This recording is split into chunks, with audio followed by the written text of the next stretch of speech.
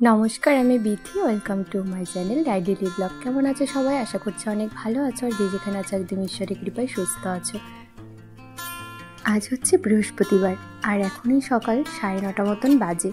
তো তোমাদের সাথে নিয়ে এখন থেকেই ব্লগটা স্টার্ট করছি। আশা করছি আমার এই ছোট্ট ভিডিওটি তোমাদের একটু হলেও ভালো লাগবে। এই যে দুধের জায়গা দিতে এসেছি, দুটো ক্যান আর কি দিয়ে যাব। আর এদিকে দেখো আমাদের গাছে কত পেয়ারা হয়ে রয়েছে, তো পেয়ারাটা খাওয়াই হয় না। আর ওদিকে ছাগল ছিল, তো আরিয়ান আমাকে দেখাচ্ছিল, ও আমার কোলে ছিল, বলছিল মা দেখো ছাগল ছাগল। তো যাই হোক, এদিকে আজকে ভাইয়ার অফিস রয়েছে, সেই জন্য নিচে এসে দেখলাম যে একদিকে ডাল সেদ্ধ হয়ে গেছে আর একদিকে ভাতও কিন্তু হয়ে গেছে। তো মা আর কি স্নান করে এখন মন্দিরে গেছে, মা আমাকে বললো ডালটা ফোড়ন দিয়ে নিতে। তো আমি একবারে ভাবছি যে রান্নাটাও যতদূর বাড়ি এখনই আর কি যতটা পারি করে নেব। তো সেই জন্য দেখো এদিকে পেঁয়াজ দিয়ে আজকে একটু ডালটা ফোড়ন দিচ্ছি। তো এই যে এখন আর ডালে বেশি লঙ্কা দিতে পারি না, যেহেতু আরিয়ান খাই, দুটো মতন লঙ্কা দিয়েছিলাম।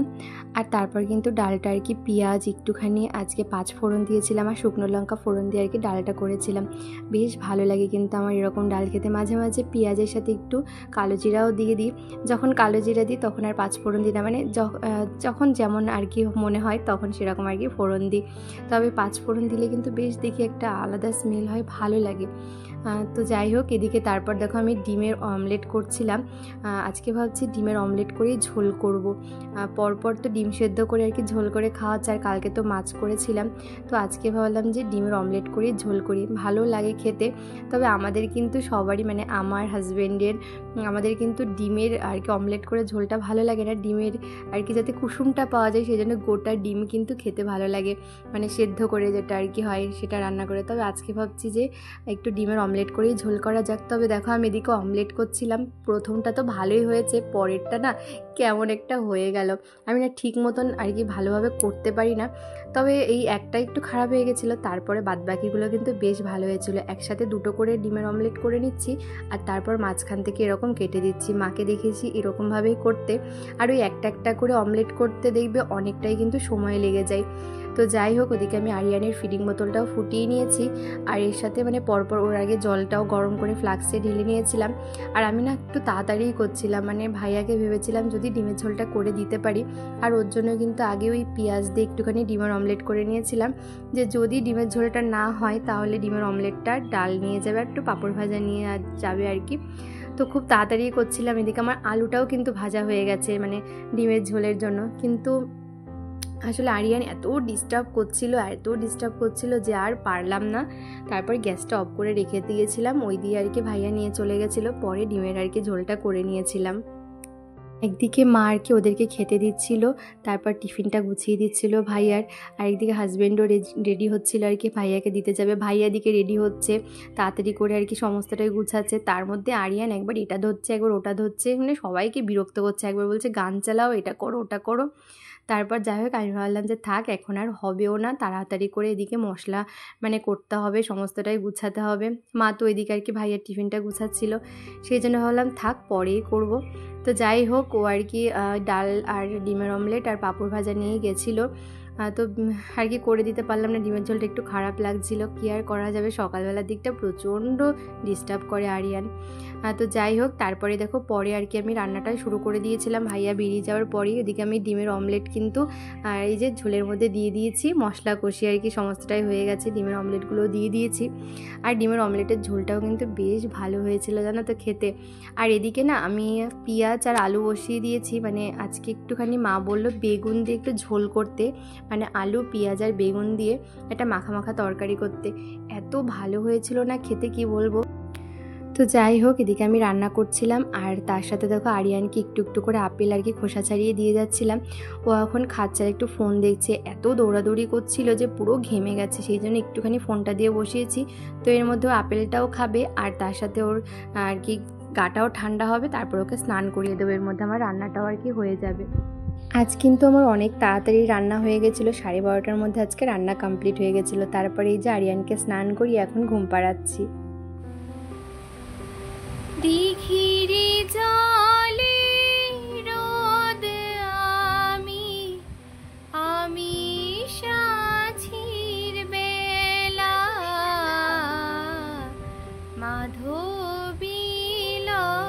মাধবীলতায় আমি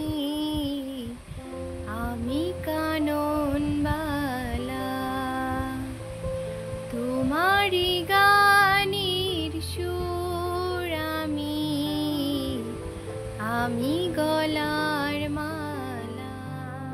গান তো খুব একটা ভালো গাইতে পারি না, তবে আমি গান গাইতে খুব ভালোবাসি, গান শুনতেও ভালোবাসি। তো আরিয়ানকে মানে আরিয়ান হওয়ার পর থেকে ওকে গান শুনিয়ে না হলে ছড়া শুনিয়ে কিন্তু আমি ওকে ঘুম পাড়াই।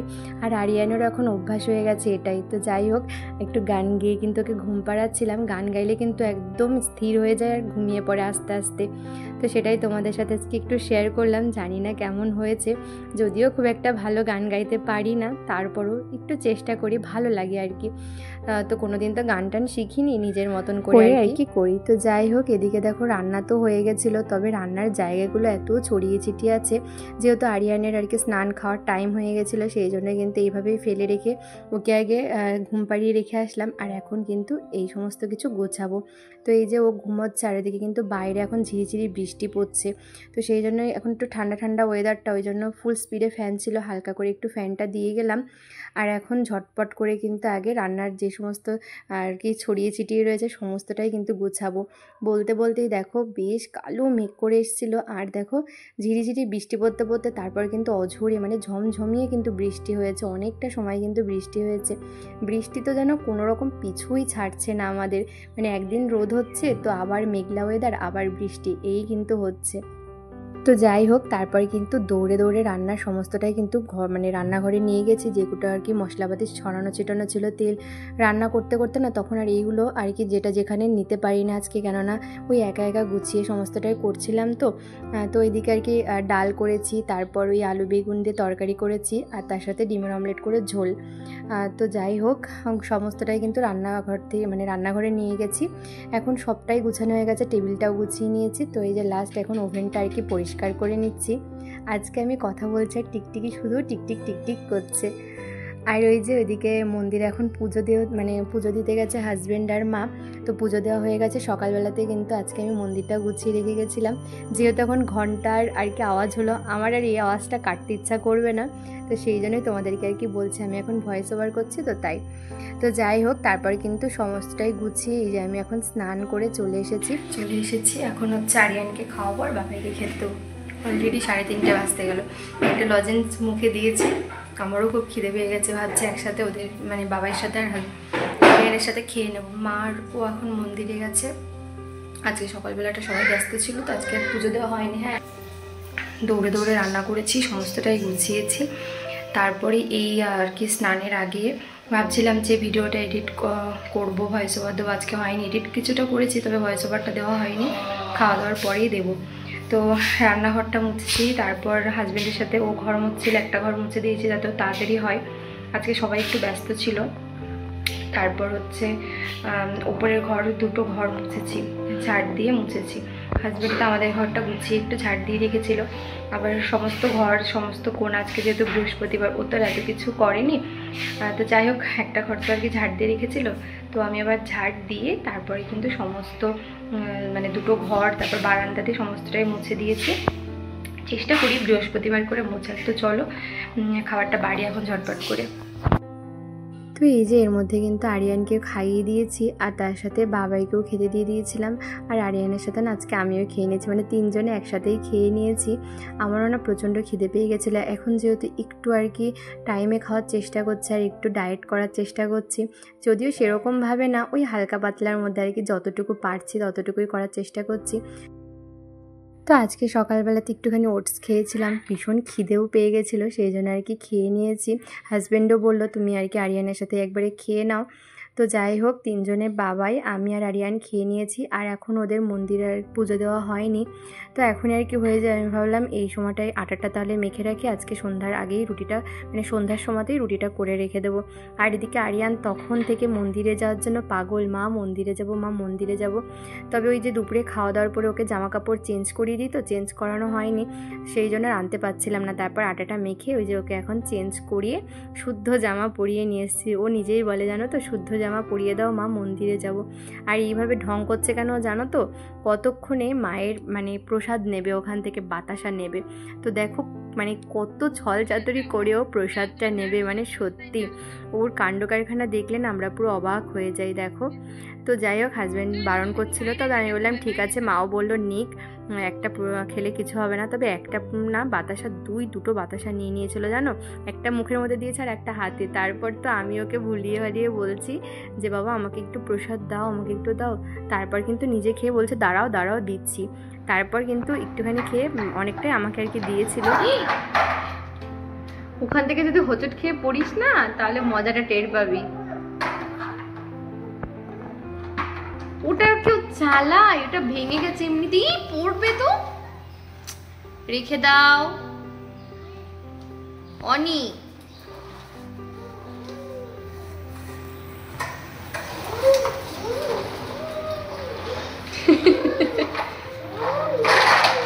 গেল গেল, পড়ে গেল, ভেঙে গেল। ঠিক আছে, আমি তো ঘরে গিয়ে দরজা বন্ধ করে দেবো, তুমি তাহলে নিচে আর ওপর করো। ফেলো না কিন্তু, ফেলো না।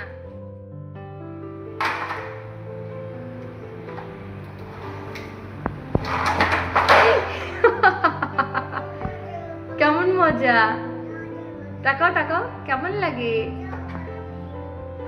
কেমন লাগে? আবার পড়ে যাবে তো। গেল গেল, গাড়িটা গেল পড়ে। চল ঘরে চল, আমি কিন্তু চলে যাচ্ছি, আমি দরজা বন্ধ করে দিলাম গিয়ে। টাটা।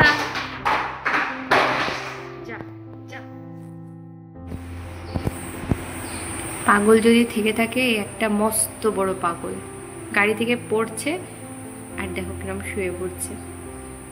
আমি ঘরে চলে যাচ্ছি, গরম লাগছে আমার। ঘুমাচ্ছে, নাক ডাকছে, পাগল পাগল। না নিচে নামে না বারবার, বাবাই পড়ে যাবে। আমি চলে গেলাম। বিকালবেলার টাইমটাতে সমস্ত কাজ সারার পরে কিন্তু আর কি আরিয়ানকে নিয়ে আমিই থাকি। এতটা ডিস্টার্ব করে, মানে ওকে সামলানো না সত্যি মনে হয় সংসারের কাজ করার থেকে মনে হয় এতটা কষ্ট হয় না। এত দুরন্ত, এত মানে কথার অবাধ্য হয় না আজকালকের বাচ্চারা, যেটা বলবো তার উল্টোটা। ওইখান থেকে দেখেছো সিঁড়ির ওখান থেকে বারবার আর কি গাড়ি নিয়ে খেলছিল, তো কী পরিমাণ ভয় লাগে বলো। যাই হোক করে কষ্টে মষ্টে জোর করে তারপর ঘরে নিয়ে বেশ খানিকক্ষণ দুজনে ছিলাম। আর এরপরে কিন্তু সন্ধ্যার পরে আর কি ঝটপট করে চা করে সবাইকে দিয়ে, তার মধ্যে কিন্তু আমি রুটিটাও করে নিয়েছিলাম। আর তারপর মানে 7:10-15 মধ্যে আমার রুটি করা কমপ্লিট হয়ে গেছিলো। তারপর আরিয়ানকে খাইয়ে এই যে ঘুম পাড়িয়ে দিয়েছি, তো এখন 9:10-15 মতন বাজে, ওকে ডাকছি। আর হাজব্যান্ড আজকে ওর জন্য প্রাণরিচি ড্রিঙ্কস নিয়ে এসেছিলো, তো সেটা দিয়ে আর কি ডাকছিলাম যে ওঠো এবার খাবে এটা। তো জানো তো একটুও কিন্তু খায়নি ও, মানে সমানে বলছিল খাবো না খাবো না, তো আমি আর জোর করিনি। যদিও ওই সমস্ত খাওয়া ভালো না, তবে আমাদের কিন্তু আমার তো খেতে ভীষণই ভালো লাগে। যদিও এখন এইগুলো আমিও একটু অ্যাভয়েড করছি, তো কি করব, আজকে যখন নিয়ে এসছে হাজব্যান্ডও একটুখানি খেয়েছিলাম।